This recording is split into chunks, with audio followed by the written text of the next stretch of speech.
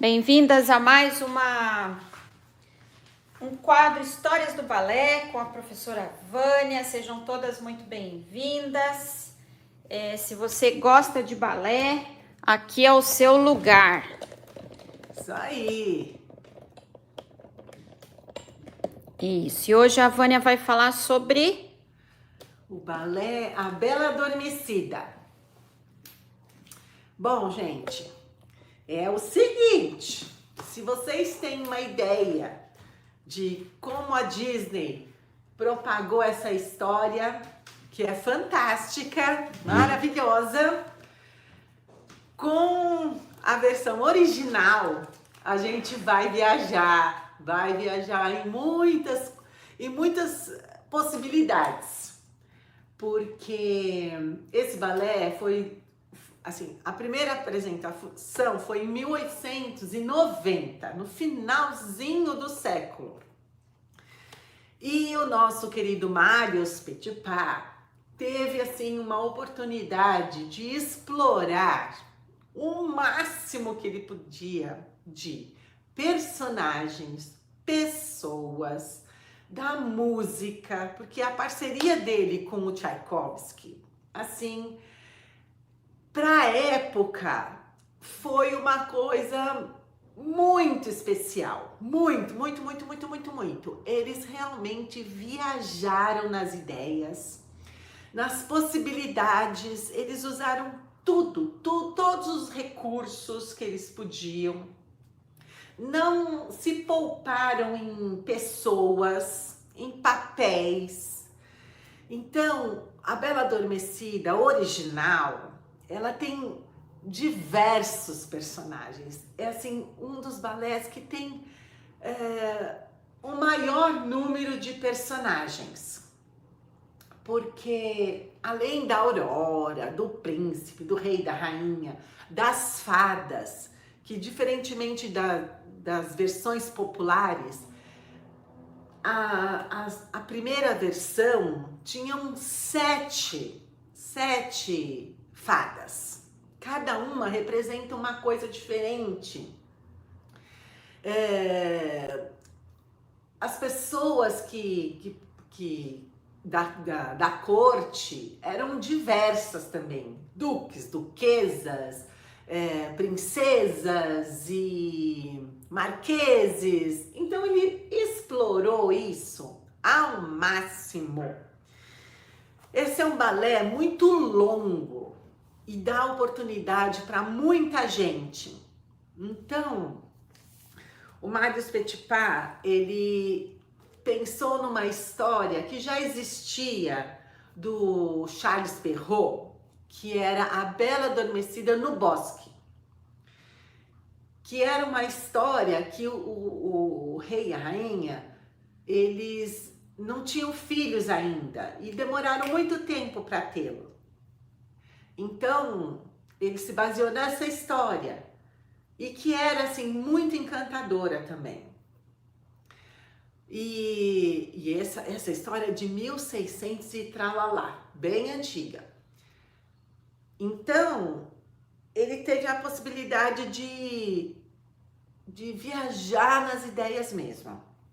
É um balé de 5 cenas diferentes. O prólogo, aí tem o batizado, né, que é no prólogo. Depois tem a cena onde vem a fada má, né, que lança o feitiço, e depois as outras cenas subsequentes. Ele se passa num castelo.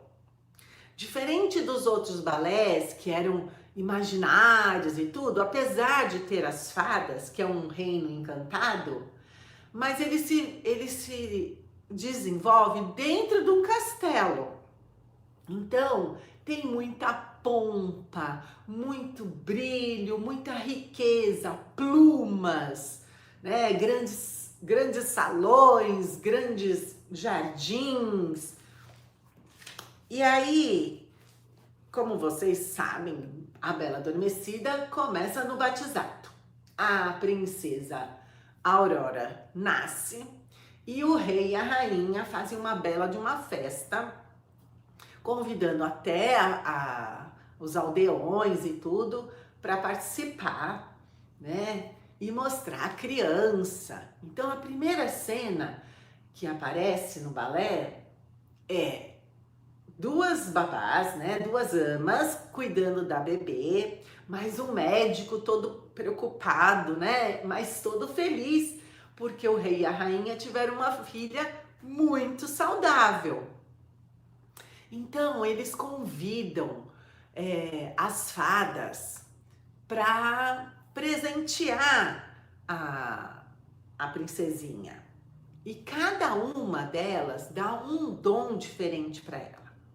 Então, que ela vai ser a mais bela, que ela vai cantar bem, que ela vai ser muito amorosa, carinhosa com todo mundo. Ela vai tocar instrumentos como ninguém, vai ser muito boa. Então, as fadas chegam e dão esses dons para elas. Cada uma tem uma cor diferente. Pela história original, as fadas, elas não têm só um dom. Elas representam algo da natureza. Então tem a fada do pinheirinho, tem a fada flor de cerejeira, a fada do cravo, a fada dos pássaros canoros e a fada dos colibris, do frejo da montanha.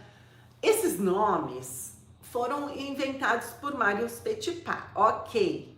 Mas, conforme o tempo foi passando, as pessoas que remontavam os balés, esse balé, elas foram adaptando esses nomes para nomes mais próximos. Então, a fada, uma delas virou a fada da pureza, do encanto, da fartura, da alegria, da energia e da sabedoria, que é a fada lilás, que ela não é a chefe, mas ela é a mais sábia, né? E ela é a fada que não dá ainda, logo no começo do balé, o seu dom para a princesa. Porque a fada má aparece no batizado muito brava, porque o pajem não deu um convite para ela participar desse batizado. E ela aparece de repente no castelo e solta prevê aquela maldição para Aurora, que ela vai furar o dedo numa roca, num fuso. Hoje a gente nem usa muito isso, né? Porque a indústria têxtil cresceu muito, né? Com a Revolução Industrial e tudo mais. Só que lá em 1890, as pessoas tinham que fiar os fios de lã, de algodão, para confeccionar as roupas, né? Então todo reino, todo aldeão, né? Alguém da aldeia fiava os fios para fazer as roupas.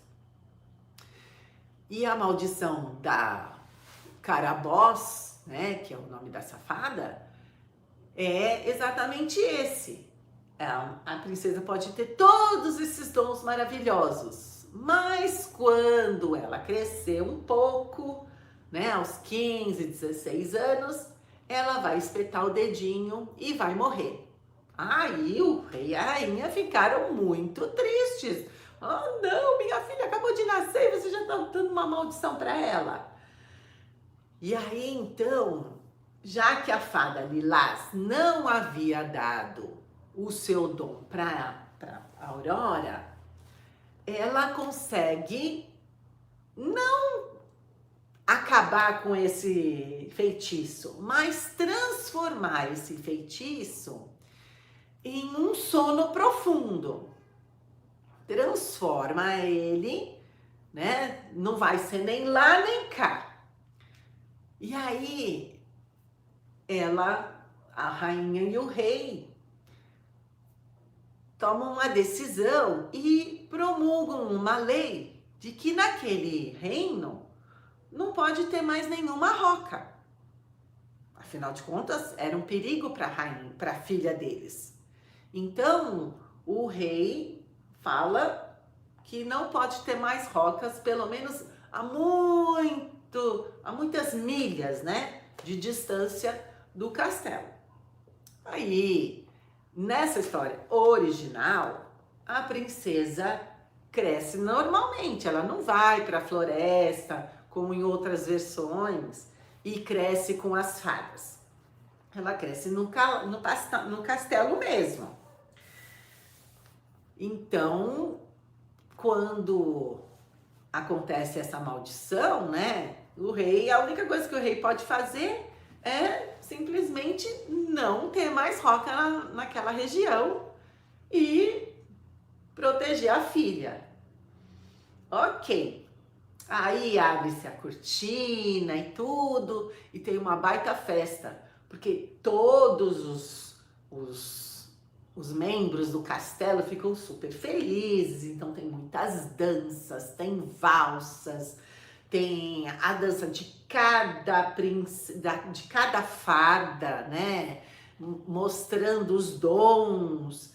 Então, Marius Petipa pôde usar tudo que era possível. Então, é um balé muito extenso, de mais de 1h30 de duração. E então mostra exatamente a movimentação de cada personagem, sem pressa, sem corte, sem nada, né? Abusou do que era possível. Ok. Quando a Carabosse vem, tudo, o prólogo acaba e aí começa uma outra cena. Então fecha-se a cortina e aí quando volta a cortina aparece uma floresta bem densa, né? E aí a cena é a festa do castelo, da princesa já grande. Então, ela nasceu, teve toda aquela festa toda bonita, e depois teve a maldição, ok. Aí, quando a menina faz os 16 anos, tem uma nova festa, né? Então a Aurora tá linda, tá toda bonita, mas ela não aparece logo de cara na cena. Como ela cresceu e ficou muito bonita, assim, ficou... todo mundo sabia e outros reinos sabiam que ela tinha crescido e que estava na época de se casar. Então, 4 pretendentes vêm para o castelo para pedir a mão da moça. Um tempo bem diferente do nosso, né? Que ela nem conhecia as pessoas e ela tinha que escolher um. Então, era a tradição dos reinos, as noivas nem conhecerem os seus pares. Ok. Então, o rei traz os 4 príncipes para dentro do castelo. E aí tem um baita baile, né? As damas entram, toda a corte entra, os príncipes aparecem. Então o rei se preocupa com quem que a princesa vai se casar. E os quatro pretendentes, cada um é de uma nacionalidade diferente. Um é espanhol, outro é inglês, outro é o italiano e o indiano. Então, eles vêm todo caracterizado, todo bonito e assim, numa pompa enorme, né? Porque dentro de um palácio, dentro do castelo, é pompa e circunstância, né? Muito bem. Até os camponeses são chamados também para participar dessa festa. Então, todas as vezes que as pessoas passam pelo rei, elas fazem grandes reverências e todo mundo agrada o rei, a rainha. Então, fica aquela pompa, né? A gente imagina um filme de príncipes e princesas, de muita festa, né? Todo mundo querendo se exibir mais e agradar mais. Então, era assim mesmo. Então, tem umas valsas muito bonitas. E a rainha, nessa hora, ela pede para as pajens procurarem a Aurora, porque ela não apareceu ainda na festa, né? E elas saem à procura da princesa. E quando a princesa vem, ela tem uma dança muito alegre, muito vibrante. E ela dança maravilhosamente bem, né? Até quando a Aurora chega perto da mãe, a mãe dá uma repreendida nela. E falando assim, filha, você é uma princesa, vai se casar, não pode ser tão peralta assim, né? E saltitante assim, tem que se conter um pouco, não pode ficar muito serelepe, calma aí, né? E aí a mãe apresenta os pretendentes, né? Essa é uma hora muito importante nesse balé, porque tem um adágio que se chama Adágio da Rosa. Ele é muito importante. Muito, muito, muito, muito, muito. Porque já existia o feitiço da Malévola. E a mãe e o pai sempre protegeram a princesa da maldição. E todo mundo sabe, uma rosa tem espinho. Apesar de o feitiço que a Malévola colocou era de ela ter se espetado num fuso, a rosa também tem um espinho. Então, era preocupante. Mas cada pretendente dança com a princesa e dá uma rosa para ela. Assim, é maravilhoso, porque ela vai recebendo as rosas e ela vai fazendo grandes equilíbrios e vai mostrando a técnica, né, da dança. E ela é muito, muito amável com todos eles e tudo. Quando ela recebe as rosas, as 4 rosas, ela oferece para a mãe.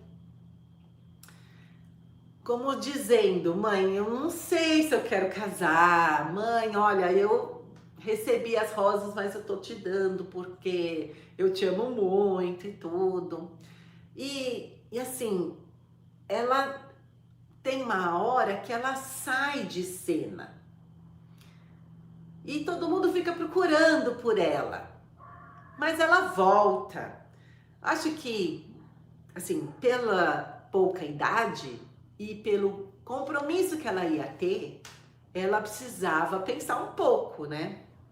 E aí, quando ela volta, a mãe pede para ela dançar de novo com os parceiros. Para ela olhar melhor, para ela escolher, porque a tradição mandava ela se casar.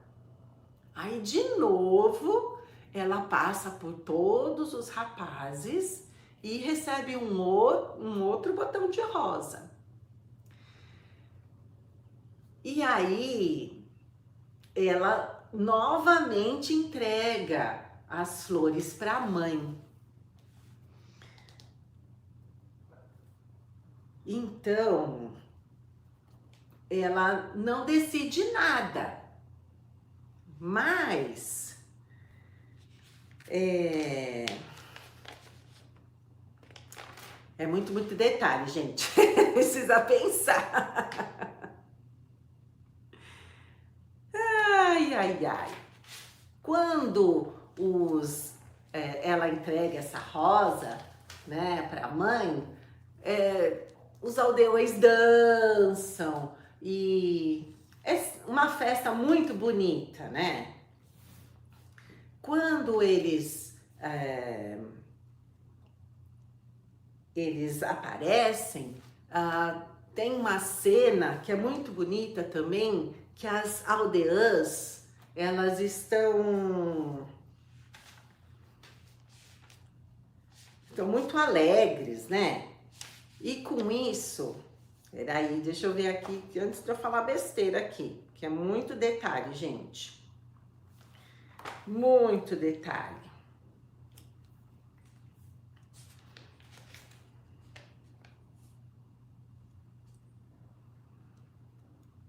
Tem uma cena que é muito legal, que o mestre de cerimônias, ele encontra umas aldeãs colocando o fio no fuso. E ele chama a atenção das moças, né? Porque o rei havia dito para elas que não era para fazer aquilo lá, que a moça nem conhecia aquilo, que poderia ser assim, um perigo para ela, afinal de contas tinha uma maldição em cima dela, né? Então ele repreende essas moças e o rei acaba chegando próximo e, assim, um decreto que ele tinha feito também na época era de que qualquer pessoa que fosse pega confuso ia ter que morrer, né? Porque era um perigo para a princesa.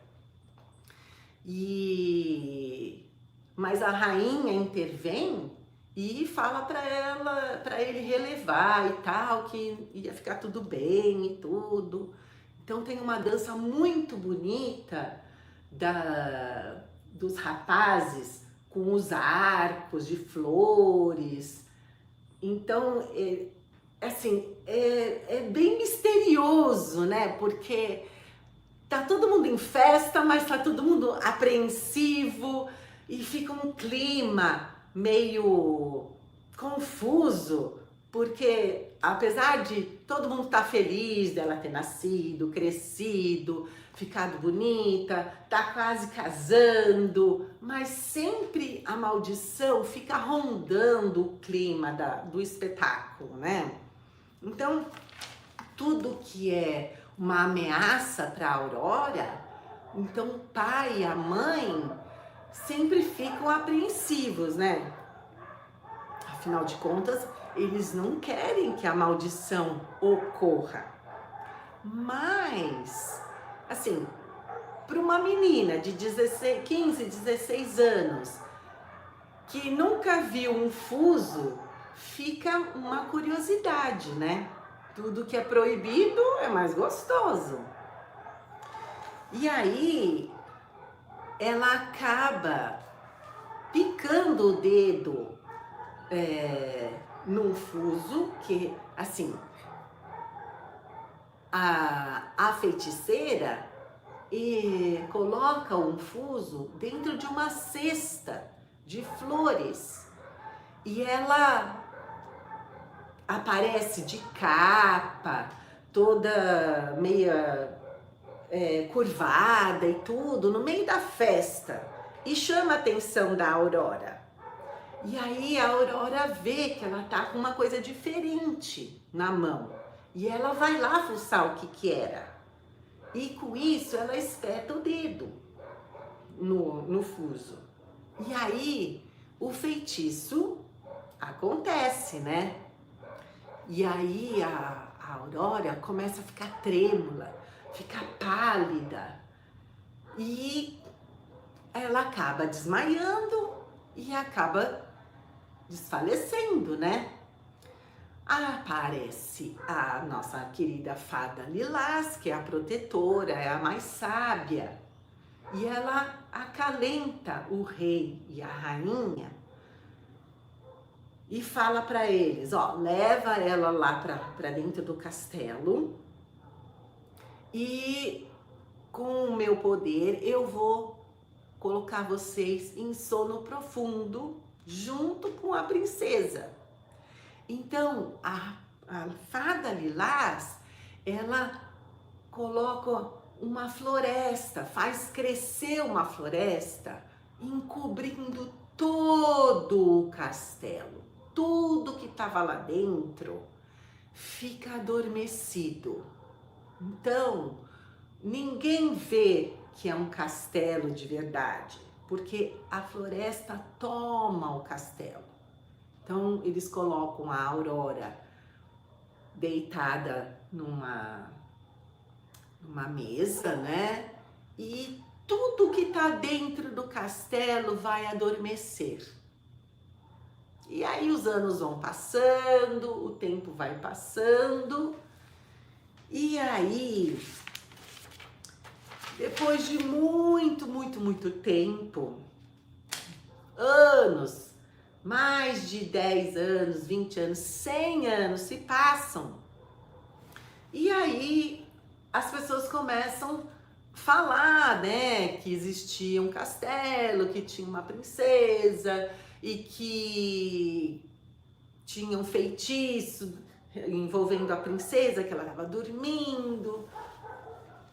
E aí, no terceiro ato, já depois de 100 anos que se passaram, aparece um príncipe numa clareira, numa caça.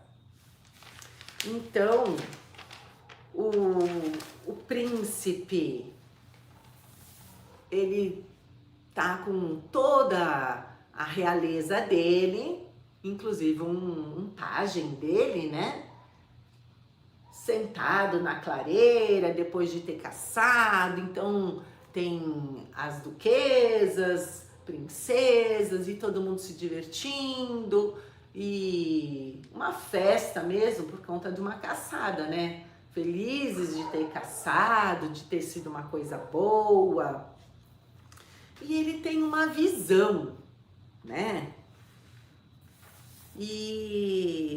Mas ele tá meio chateado com a vida dele. E assim, ele tem tudo, é aquela vidinha de castelo, né? É baile, é sarau, é caçada, é festa e não acontece nada na vidinha dele. Então, quando começa a anoitecer, esse grupo que estava todo feliz, né? Nessa cena até tem uma dança que eles brincam de cabra cega, mas ele nem quer entrar na brincadeira. E aí, quando entardece, eles recolhem tudo e vão para o castelo. E o pajem chama o príncipe. Mas ele não quer ir não, ele fala, ó, podem ir, vão vocês, eu vou ficar mais um pouco, vou curtir aqui a floresta, o silêncio da floresta. E ele tem uma visão da fada Lilás, e ela voa assim, passa de um lado para o outro, chamando a atenção dele. Porque a fada Lilás, como ela é muito sábia, ela vê que o príncipe é um bom homem, é um homem bonito, jovem. Quem sabe, né? Ele poderia ir lá no castelo e despertar a princesa. E aí ela faz de tudo para ele ir nesse castelo. Mas ele nem sabe onde está. Tá todo coberto por uma floresta. Como que ele vai descobrir isso? Então, a fada lilás, chamando a atenção dele, canta para ele, né? Então, a música que o Tchaikovsky criou para chamar a atenção dele é muito linda. Então, ela consegue levá-lo até a beira de uma lagoa. E lá tem uma gôndola de madrepérola. Olha que lindo. E aí, ele entra na gôndola e a fada lilás o leva por esse lago até onde é o castelo. E ele, assim, pela história do Charles Perrault, era uma floresta encantada, que quem tentasse entrar era muito maltratado. Todos os príncipes que tentaram, né, pela história do Charles Perrault, eles não conseguiam, porque eles cortavam um pedaço, crescia de novo. Então era uma coisa assim muito difícil de entrar. Mas ele estava acompanhado pela fada lilás. Então a fada lilás leva ele até próximo do castelo e ele fica olhando aquela floresta e tal, e ele vê um caminho de flores. Então a fada lilás permite que ele entre naquele castelo. E quando ele entra, ele vê assim tudo empoeirado, muita teia de aranha, né? Tanto tempo se passou sem movimento, então só entrava mesmo o vento, né? Não tinha como entrar nada. E um nevoeiro danado, assim, que estava muito escuro, não tinha iluminação, afinal de contas, toda aquela floresta estava encobrindo tudo. E aí, a última cena é do despertar. Então, o príncipe entra no palácio, vê aqueles salões enormes, tudo em silêncio, tudo muito escuro, cheio de teia de aranha e tal. E aí ele vai, olha daqui, olha dali, não sei o quê. E aí ele vê uma escadaria, ele sobe. E lá em cima, deitada numa mesa, né? Ele vê a aurora, linda, mais pálida, né? Com os cabelos longos e tudo. E aí ele vai até lá, se debruça em cima dela e aí dá um beijo. E aí ela vai acordando lentamente e vai se levantando. E aí ela olha para o príncipe, já apaixona na primeira, né? Ela olha para o príncipe e fica encantada mesmo, né? Apaixonada por ele. E aí o castelo começa a se iluminar. Olha que fantástico, né? A floresta começa a se dissipar de cima do castelo e ele começa a aparecer novamente. E aí a vida começa a ressurgir. E tudo que estava dormindo lá no castelo volta à vida. Até o fogo que estava apagado se acende. As pessoas que estavam lá dentro, os animais, o rei e a rainha ficaram muito felizes, porque afinal de contas foi realmente o que aconteceu. A Malévola fez o feitiço, ela dormiu um tempão e quando surgiu o príncipe que a beijou, tudo volta à vida, que é muito legal. muito fantástico, mas, né, por uma história, para a gente viajar nessa história, é muito lindo. Então, o rei e a rainha dão as boas-vindas pro príncipe. E aí, ele já leva a Aurora pro trono. Mas pensa, uma moça de 16 anos, que dormiu 100 anos, na hora da festa, é como se as fadas abrissem um baú de recordações. E então, nesse ato, o que a princesa lembrava eram das histórias infantis.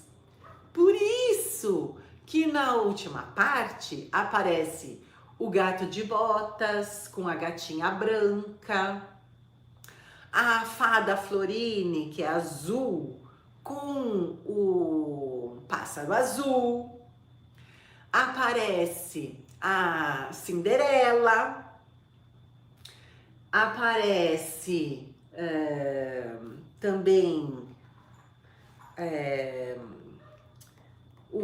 a Chapeuzinho Vermelho com o Lobo Mau. E eles dançam fazendo uma retrospectiva para a princesa, né, das coisas que ela gostava. Porque ela vai sair da infância e vai para a vida adulta. Vai formar a família, vai ter o reino dela e tudo mais. Mas, como ela passou tanto tempo dormindo, o príncipe, as fadas, a rainha e o rei, todo mundo queria que ela tivesse boas lembranças da infância dela. Então, por isso que aparecem esses personagens e cada um dança. Então, tem os padedês, os padetroás. Até na versão original tem Arlequim, Colombina, Pierrot. Então eles dançam em 3 pessoas, que é um padetroá. Os padedês do gato de botas, do pássaro azul, da Chapeuzinho Vermelho, da Cinderela. E aí, depois deles fazerem essa memória, né, de trazerem essa memória, aí que vem o padedê principal, que é o padedê da bodas de Aurora, o casamento da Aurora. E assim, esse padedê é um padedê muito dançado, muito explorado e é maravilhoso. A música é muito envolvente, a dança é muito envolvente e é um padedê completo. Adágio, onde dançam o padedê, né, os dois juntos. Depois tem o solo do rapaz, o solo da moça. E para finalizar tem a coda. A coda geralmente é uma sequência de movimentos rápidos. E nessa hora é que tem os 32 fouettés, geralmente, né? Da bailarina e os grandes saltos do bailarino. E aí eles terminam os dois juntos. E assim, para finalizar com chave de ouro, esse balé vai entrando com uma grande música, com uma grande valsa, todos os personagens.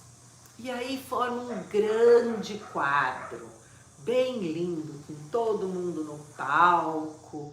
E assim, é uma apoteose mesmo. É uma história, Finale, né? é um grande final, gente. É muita emoção. É assim, é um balé muito longo, cansativo, com N detalhes, muitas minúcias, muita mímica. É um diálogo constante, danças constantes. É muito intenso. Realmente, o Marius Petipa abusou do Tchaikovsky e ele fez uma obra-prima.